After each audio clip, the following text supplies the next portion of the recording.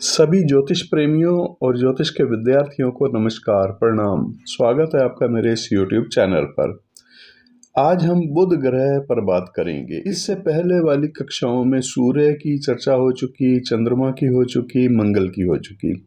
आज की कक्षा में हम बुध ग्रह को जानेंगे। सबसे पहले 2 लाइन में बुध ग्रह का खगोलीय विचार कर लेते हैं, खगोल की दृष्टि से बुध ग्रह। फिर हम जन्म कुंडली में बुध ग्रह की किस प्रकार से हम निरीक्षण करते हैं। बुध ग्रह के अनुसार अगर कुंडली बुध ग्रह बलवान है कुंडली में या कमजोर है तो बुध ग्रह का प्रभाव क्या पड़ता है, अपना नेचर क्या है, अपनी आकृति क्या है, बुध ग्रह की अपनी प्रकृति क्या है। इन सब की चर्चा हम ज्योतिष मत के अनुसार मुख्य रूप से करेंगे, लेकिन 2 लाइन का पहले खगोलीय वर्णन क्या है बुध ग्रह का वो जानते हैं। बुध ग्रह का खगोलीय विचार क्या है। बुध ग्रह 3000 मील व्यास का एक ऐसा ग्रह है जो सूर्य के सबसे नजदीकी ग्रह है।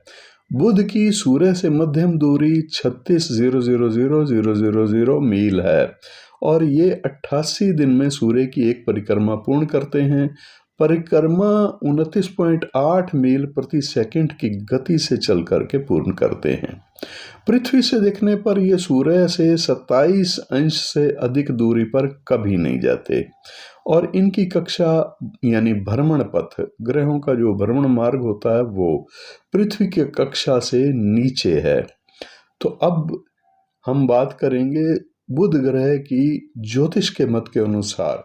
सबसे पहले बुध ग्रह की राशि। बुध ग्रह की 2 राशियां हैं। बुध ग्रह की पहली राशि है मिथुन और दूसरी राशि है कन्या। मिथुन तीसरे नंबर पर आने वाली राशि 12 में से और कन्या 6ठे नंबर पर आती है 12 राशियों में से। और बुध ग्रह के जो नक्षत्र हैं वो 3 नक्षत्र हैं। बुध ग्रह के नक्षत्र हैं अश्लेषा, ज्येष्ठा और रेवती। ये तीनों नक्षत्र गंडमूलक नक्षत्र भी माने जाते हैं क्योंकि इनकी समाप्ति राशि के साथ होती है। तो ये जो 3 नक्षत्र हैं, इन तीनों नक्षत्रों में एक तो जिसका भी जन्म होता है वो गंडमूल वाला होता है, उसकी पूजा कराने की आवश्यकता होती है।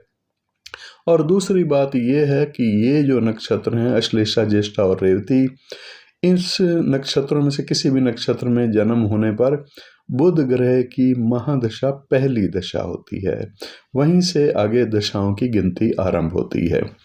तो बुध ग्रह मिथुन और कन्या राशि का स्वामी हुआ और उत्तर दिशा का स्वामी भी ये बुध ग्रह माना जाता है।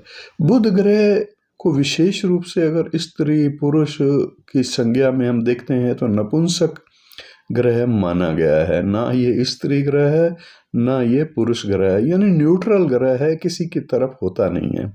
अगर किसी की बात करें बुध ग्रह की तो अपने में ये मस्त ग्रह है और ये पृथ्वी तत्व का ग्रह माना गया है। पृथ्वी तत्व प्रधान वो व्यक्ति होता है जिस पर बुध का प्रभाव ज्यादा होता है। इसकी सुंदर देह यानी राजकुमार जैसी आकृति है इसकी और ये हास्य प्रिय ग्रह माना गया है। मतलब वो व्यक्ति जिस पर प्रभाव ज्यादा हो बुध ग्रह का, वो हास्य प्रिय भी होता है, मधुर भाषा बोलने वाला भी होता है। और साथ साथ एक विशेषता इस बुध ग्रह में और है। विद्यार्थियों को ये याद रखना कि बुध ग्रह में एक विशेषता जो खास है वो है वाक चातुर्य। चातुर्य का प्रयोग कहाँ कहाँ जीवन में होता है ये आप अच्छी तरह से समझ सकते हैं।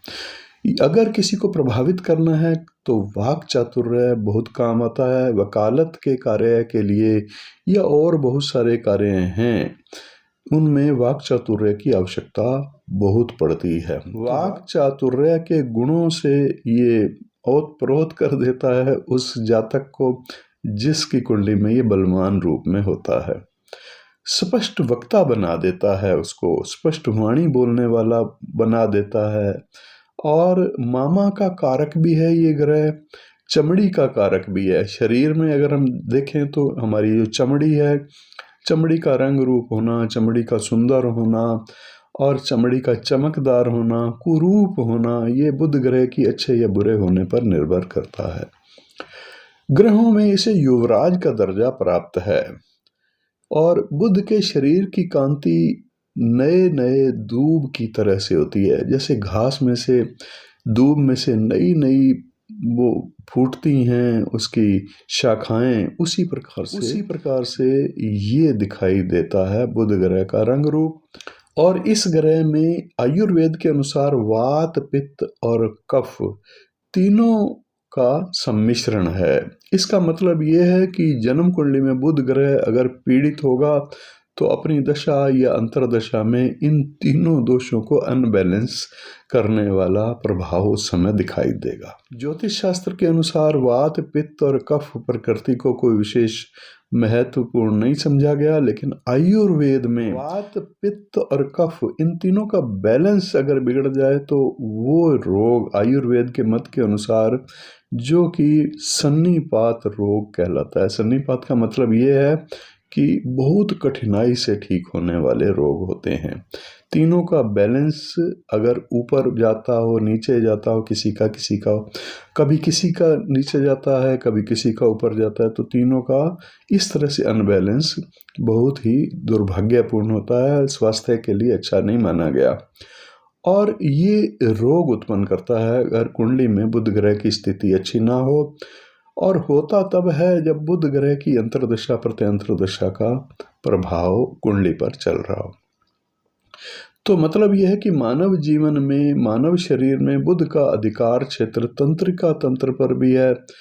तंत्रिका तंत्र का मतलब नर्वस सिस्टम को भी बुध ग्रह प्रभावित करते हैं, उनका होल्ड है, उनका प्रभाव ही होता है। कुंडली में अगर बुध ग्रह पीड़ित हो तो इसका मतलब यह है कि नर्वस सिस्टम में कोई ना कोई परेशानी होती है। उसके शरीर के अंग बराबर हैं, मतलब सुडौल हैं। अगर अच्छी अवस्था में है बुध ग्रह कुंडली में तो सुडौल अंगों वाला वो जातक या जातिका होते हैं। जो जितना बड़ा होना चाहिए उतना ही बड़ा वो अंग वैसा ही होता है।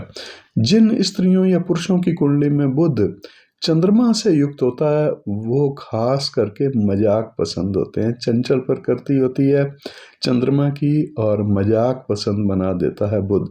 एक तो बुध के कारण से वाक चातुर्यता और फिर चंचलता चंद्रमा के कारण से, ये दोनों का सम्मिश्रण इस प्रकार से हो जाता है। जिस प्रकार मंगल में मज्जा प्रधान है उसी प्रकार से बुध में त्वचा प्रधान ये ग्रह माना गया है। मतलब शरीर के सबसे सुंदर ऊपरी भाग त्वचा, चमड़ी, इसको दर्शाता है, इसको सूचित करता है ये बुध ग्रह।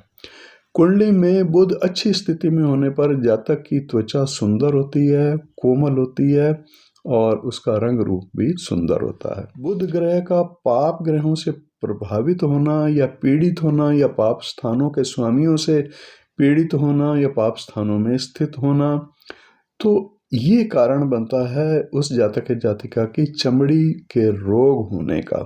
चमड़ी के रोग ऐसी स्थिति में होने का आशंका होती है। और बुध नेत्रों की लंबाई लिए हुए है। बुध के जो नेत्र हैं वो लंबाई लिए हुए नेत्र माने गए हैं और हरे वस्त्र धारण करने वाला ये ग्रह इस तरह के लक्षण माने गए हैं। जिस जातक को हरे वस्त्र ज्यादा पसंद हो तो समझ लीजिए बुध का प्रभाव उस पर ज्यादा है। आधुनिक कारक तत्वों में ये कांसा धातु का कारक ग्रह है और पन्ना रत्न इस ग्रह का रत्न है। पन्ना पर भी अधिकार, पन्ना रत्न पर भी बुध ग्रह का अधिकार है। कागज पर भी बुध ग्रह का विशेष अधिकार है। लेखन का कार्य हो, कोई पत्रकार हो या कोई लेखक हो, गहन विषयों के बुद्धिजीवी जो होते हैं उनको भी बुध प्रभावित करते हैं। इसी कारण से वो बुद्धिजीवी होते हैं, पत्रकार होते हैं, लेखक होते हैं। प्रकाशन से संबंधित कोई कार्य हो, पत्रकारिता हो, दूतावास, गुप्तचर विभाग विशेष करके, और औषधियों का निर्माण करने वाली संस्थान हो, वकालत का कार्य हो या लेखा कार्य हो, यानी कोई जिस प्रकार से कोई पेपर बनाते हैं रजिस्ट्री करने वाले लेखाकार, उस प्रकार का कार्य हो, तो विशेष उनके अधिकारी ग्रह बुध ग्रह हैं। बुध ग्रह जितना अच्छा होगा उनकी कुंडली में उतने ही अच्छे अपने काम में वो विशेषज्ञ होते हैं। ये ग्रह वैश्य वर्ग को सूचित करने वाला ग्रह है। मतलब अगर कुंडली में अच्छा हो तो ये व्यापारी अच्छा होता है वो जातक या जातिका। व्यापारी बनाने वाला ग्रह है, व्यापारी ग्रह ही है ये। इस कारण से व्यापार कोई भी प्रकार का हो, चाहे वो शेयर मार्केट हो, गणित में कुशल बनाता है, ये गणित लगाने वाला वो अच्छा होता है, जातक जाति का शेयर मार्केट का अच्छा अभ्यास अति जानकारी रखने वाला होता है, इकोनॉमी का ज्ञान करवाने वाला और गणक ज्योतिष की गणनाओं करने वाला, पंचांग का निर्माण करने वाले भी अच्छे बुध के लक्षणों वाले होते हैं। इस प्रकार से ये एस्ट्रोलॉजर ज्योतिषी भी बनाता है। आज के समय में अगर हम बात करें तो कंप्यूटर में जो कार्य किए जाते हैं, कंप्यूटर में सॉफ्टवेयर का कार्य जो विशेष रूप से है, वो अच्छे बुध के होने से अच्छा एक्सपर्ट होता है इंसान। भारतीय ज्योतिष में इस ग्रह को नपुंसक ग्रह माना गया है। नपुंसक ग्रह का मतलब यह है कि अपना कोई विशेष इसका अधिकार नहीं होता, स्वभाव आपने समझ लिया है, ये सब इसके स्वभाव के अनुरूप है। लेकिन जिस तरह से ग्रहों को शुभ या अशुभ श्रेणी में रखा जाता है, उस दृष्टि से ये नपुंसक है। जिस ग्रह के साथ हो जाता है उस ग्रह जैसा ये फल देने लग जाता है। इसकी चर्चा आगे के क्लासों में हम करेंगे। बुध ग्रह का एग्जाम्पल ये है कि अगर ये शनि ग्रह के साथ स्थित हो जाएंगे, युति बना रहे होंगे, तो शनि जैसा फल और शुक्र जैसा फल देंगे। अगर शुक्र के साथ होंगे, बृहस्पति जैसा फल बृहस्पति के साथ होंगे। तो इस तरह से ये न्यूट्रल ग्रह, नपुंसक का यहाँ पर न्यूट्रल ग्रह से भी मतलब है। और कुंडली के दशम भाव का ये स्थिर कारक है। दशम भाव जहाँ पर हम कर्म का विचार करते हैं, तो कार्य क्षेत्र व्यापार होता है उस व्यक्ति का जिस पर दशम भाव से संबंध बना रहा हो बुध ग्रह। इस ग्रह को नैसर्गिक रूप से नपुंसक कहते हैं, यानी स्वभाव से नपुंसक है, लेकिन दूसरे ग्रह के मेल जोल के कारण से इसका परिवर्तन हो जाता है और ये शुभ या अशुभ ग्रह के साथ बैठा हो तो वैसा ही शुभ या अशुभ फल देने लग जाता है। कुंडली में अगर बुध शुभ स्थान का स्वामी होकर के और बलवान होकर के, बलवान का मतलब यह है कि उच्च राशि का हो या दशम भाव से संबंध हो, फिर बुध ग्रह अच्छे स्थानों का स्वामी हो। अच्छे स्थान कुंडली के त्रिकोण स्थान है, उन स्थानों में स्थिति हो या बुध उन स्थानों के स्वामियों के साथ कहीं स्थित हो या कोई संबंध दृष्टि युति अंतरस्थान संबंध बना रहा हो, युति संबंध बना रहा हो, अंतरस्थान दृष्टि संबंध बना रहा हो, दृष्टि संबंध या स्थान संबंध बना रहा हो, कोई भी संबंध हो सकता है। उस संबंधों के कारण भी शुभ या अशुभ देखा जाता है। तो शुभ स्थानों में शुभ ग्रहों के साथ, शुभ स्थान के स्वामियों के साथ स्थित होने के कारण से, उच्च राशि का होने के कारण से ये ग्रह अत्यंत शुभ फलकारी होता है और जो जो कार्य मैंने आपको बताए हैं उनसे संबंधित अत्यंत अच्छा फल देने वाला होता है। कुंडली में इसकी स्थिति शुभ है या अशुभ है, इस पर निर्भर करता है व्यापार। अत्यंत शुभ फल तब होता है जब हर ओर से बुध की शुभता सूचित हो रही हो। अगर बुध कुंडली में अशुभ सूचना देने वाला हो रहा है, यानी अशुभ स्थानों का स्वामी भी है, अशुभ स्थानों में स्थित है या अशुभ स्थान के स्वामियों के साथ स्थित है और फिर नीच राशि का बुध ग्रह हो या अस्त हो, तब भी वो निर्बल माना जाता है, कमजोर माना जाता है। कमजोर बुध अशुभ फल देने वाला माना गया है। अशुभ स्थान के स्वामियों के साथ संबंध या अशुभ ग्रहों के साथ संबंध, अशुभ स्थान पे उसकी स्थिति होना, ये सब विचारणीय बातें हैं। जन्म कुंडली देखने के बाद ही इसका विश्लेषण करके परिणाम निकाला जाता है। पाप फल देता है ऐसी स्थिति में जब कमजोर हो, अस्त हो या अशुभ हो।